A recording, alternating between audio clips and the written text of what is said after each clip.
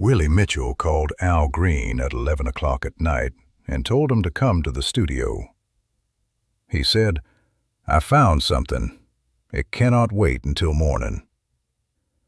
Al Green drove to Royal Studios in Memphis. He did not know what he was driving toward. What Willie Mitchell had found became the best-selling single of 1972.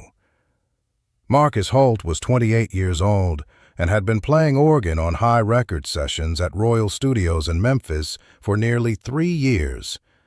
He was the musician who got the call when a session needed keyboard texture, the player who arrived knowing which microphone worked best from which position in the room, how the organ sat in relation to the drums to produce the specific warmth Willie Mitchell wanted, what the room sounded like at full capacity and at partial capacity, and late at night when the air handling system went quiet and the acoustics settled. He was good at his work. He was not famous for it. He was known, which in the session world of Memphis in the early 1970s was its own form of success. He had been finishing up a background vocal overdub session that afternoon when Mitchell asked him to stay. Mitchell did not offer an explanation. He rarely explained his reasons before the reason became clear. Marcus got something to eat from the vending machine in the corridor, returned to the studio, sat with his instrument, and waited. Mitchell was at the piano in the corner of the tracking room, playing quietly, not running a sequence, not developing an arrangement, but doing the thing he did when he was looking for something that did not yet have a name, running changes slowly, listening to what each change gave the next one. The specific patience of a producer who has learned that the right thing arrives when you create the conditions for it and then wait. Albert Lorne Green was born on April 13, 1946, in Forest City, Arkansas, a small delta town where the land was flat and the work was cotton, and the church was the institution that organized everything else, including the music that was available and the terms on which it was available. He was the third of 10 children. His father, Robert Green, was a strict man whose requirements of his household were clear and non-negotiable. The music he permitted in his house was gospel music. It was the music of the church, the music of the Lord, and it was the only music Robert Green believed his children had any business spending their time on. Al sang gospel from the time he was a child. He sang with his brothers, the Green Brothers, a family gospel group, at churches and revivals across the region, the specific circuit of Black Baptist and Pentecostal churches that provided the performing infrastructure of religious music in the rural South. He learned to use his voice the way gospel singers learn to use their voices, as an instrument of testimony, not performance, as something that moves between the singer and the listener, not as entertainment, but as transmission, carrying something true from one person to another across the air. At 16, he was thrown out of his father's house. He had been caught listening to a Jackie Wilson record. His father's position was clear.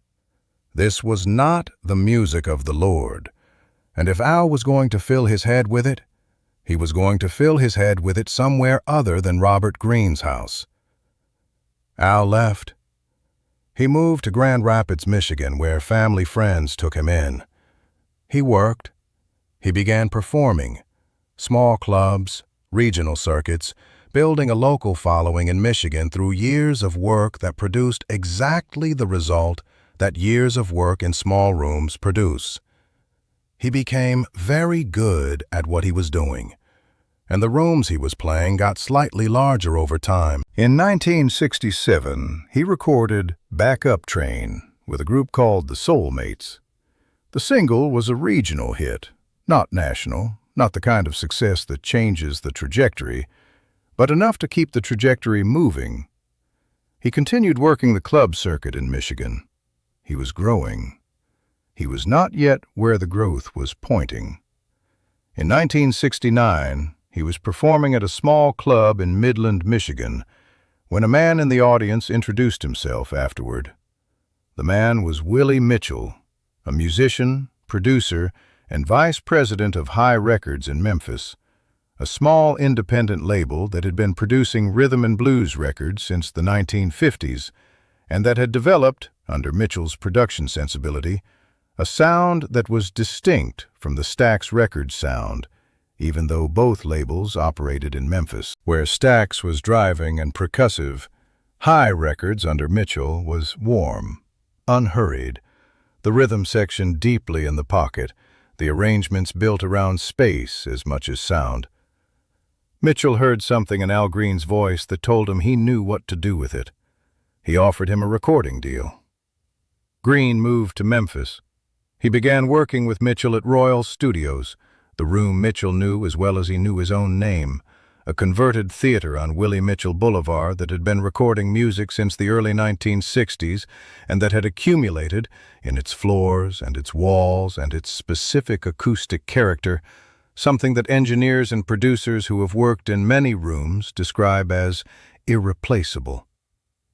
The sessions with Mitchell were a process of refinement, finding what the voice could do in a formal recording context, building the High Records arrangements around it, discovering the specific relationship between Green's upper register and the warmth of the rhythm section that would become the signature of everything they made together.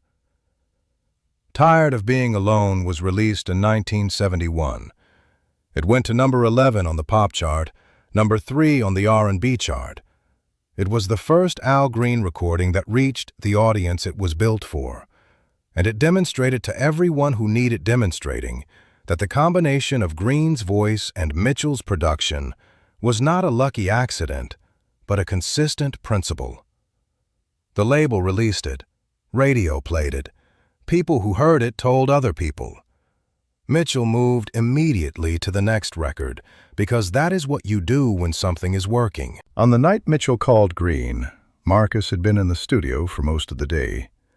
He had heard Mitchell at the piano in the corner for several hours, had been aware of it the way you are aware of things happening in a room you are also in, peripherally present, not fully attending.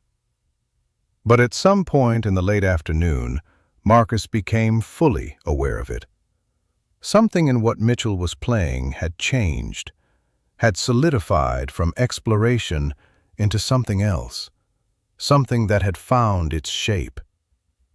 Mitchell was playing the same 4-bar sequence over and over, not changing it, simply playing it again and again, the way you play something again and again when you are verifying that it is what you think it is. Marcus came over. He listened. Mitchell played it for him twice. Marcus sat at his organ and found the part underneath, the sustained chord voicings that gave the progression the warmth it needed without cluttering the space above it where the melody would eventually sit. They played it together for a while.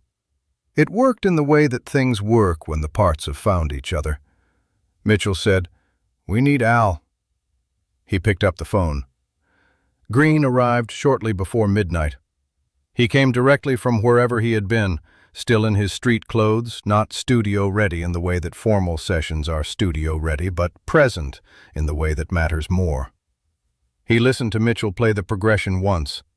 He stood at the microphone without warming up and sang a first pass, not a take, just a man understanding what a piece of music wants from him by giving it something and seeing what it gives back. Then he stepped back. He was quiet for a moment. Then he said, "Play it again." On the second pass, it was not a run-through. It was the song itself, the commitment in the lyric that Mitchell and Green and the drummer Al Jackson Jr. would refine in the sessions that followed, the specific promise of whether times are good or bad, happy or sad. The voice moved from the chest register into the falsetto with the ease of someone for whom the movement is not a technical achievement, but a natural expression of what the lyric is asking for. The high notes carrying the tenderness that the lower notes establish the sincerity of. Green did not perform the words, he reported them. He reported a commitment the way a person reports a commitment when they mean it, without ornamentation, the way the truth sounds when it does not need to argue for itself. Marcus was at his organ in the corner of the tracking room. He was playing the part he had found, which was not complicated, but which was exactly right for what was happening at the microphone. He had been in sessions that worked before. He had played on records that became hits, and records that became nothing, and records that he never heard about again after the day they were recorded. He was in enough of them to know the difference between a session that was producing a song and a session that was producing something that was going to be heard for a long time. The difference was not technical. It was something that the technical elements either contained or they did not. And when they contained it, the room knew before anyone spoke. The room knew before Mitchell said anything. He let it run to the end, and then he said, "Run it again." Not because anything was wrong, because some things you run again to make sure they are as good as they sound, and this was as good as it sounded. The single was released in late 1971 and entered the charts in early 1972. Let's Stay Together went to #1 on the R&B chart and #1 on the pop chart. It stayed at #1 on the R&B chart for 9 weeks. It became the best-selling single of 1972. It established Al Green not just as a commercial success, but as an artist whose work at its best operated in the register of the things that last.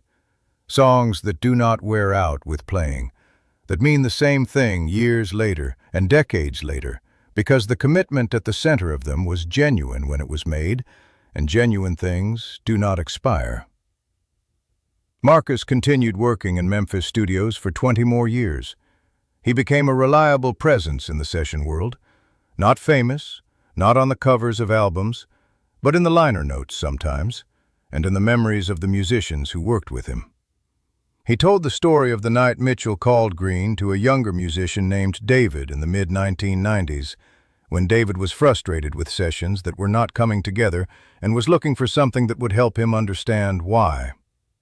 Marcus told him, "There are sessions where you push, and there are sessions where you find." The night Willie called Al in, nobody pushed anything. Willie found the chord progression. I found the part underneath it. Al came in and sang what the chord needed. That was the whole of it. You cannot manufacture that. You can only be ready when it arrives and have the sense to let it be what it is when it does. Al Green left secular music in 1976 and became an ordained minister, pastor of the Full Gospel Tabernacle in Memphis, where he still preaches today. He was the victim of a violent incident in 1974 that changed his relationship to the music he was making and to the life he was living. He eventually returned to secular recording, but the church remained the center of his life in a way that it had been from the beginning, long before his father threw him out for listening to a Jackie Wilson record. Let's Stay Together has been used in films and television programs too numerous to count. Barack Obama sang the opening bars of it at a fundraiser in 2012. The cameras caught it. It circulated widely, and for a few days the song was everywhere again, which was different from where it had been the rest of the time, which was everywhere quietly. Al Green received the Grammy Lifetime Achievement Award in 2002. He was inducted into the Rock and Roll Hall of Fame in 1995. The Full Gospel Tabernacle in Memphis still holds services every Sunday. Willie Mitchell called at 11 o'clock at night because what he had found could not wait until morning. It turned out he was right. Subscribe to Untold Soul Legends. Every week, we find the moments behind the music that changed everything. The comment section is open. Tell us which soul legend story you want to hear next. If this one stayed with you, share it with someone who needed to hear it today.